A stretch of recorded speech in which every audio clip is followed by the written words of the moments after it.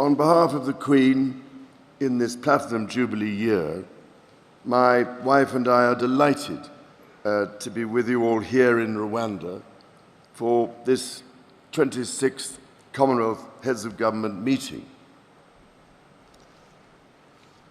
I treasure the friendships we have built over these past 70 years and look forward to their deepening in the years ahead.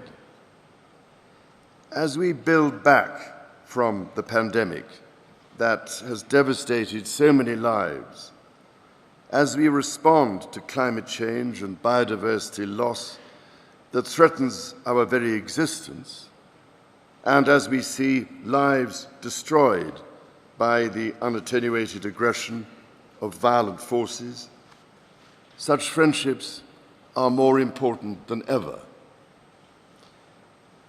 I take heart from the fact that working together and with urgent intent, there is a path to build a future for humanity that is sustainable, prosperous, and just. Our Commonwealth family is, and will always remain, a free association of independent, self-governing nations. We meet and talk as equals, sharing our knowledge and experience for the betterment of all citizens of the Commonwealth, and indeed the wider world.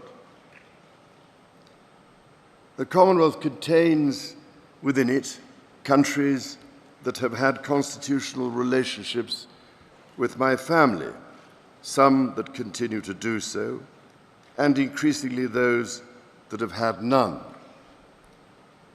I want to say clearly, as I have said before, that each member's constitutional arrangement, as republic or monarchy, is purely a matter for each member country to decide.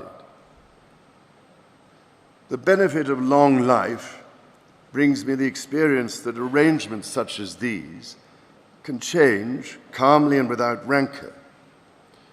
But as I said in Barbados last November, we should never forget the things which do not change: the close and trusted partnership between Commonwealth members, our common values and shared goals, and perhaps most importantly, the strong and enduring connections between the peoples of the Commonwealth which strengthen us all. These shared values, goals, and friendships transcend the ties of shared history, as we saw in welcoming Mozambique and Rwanda to this great family of nations. And now, coming to Rwanda for the first time, visiting the Genocide Memorial and speaking to survivors, I have been overwhelmed by the resilience, grace, and determination of the Rwandan people. Today, Rwanda upholds so much that is extraordinary.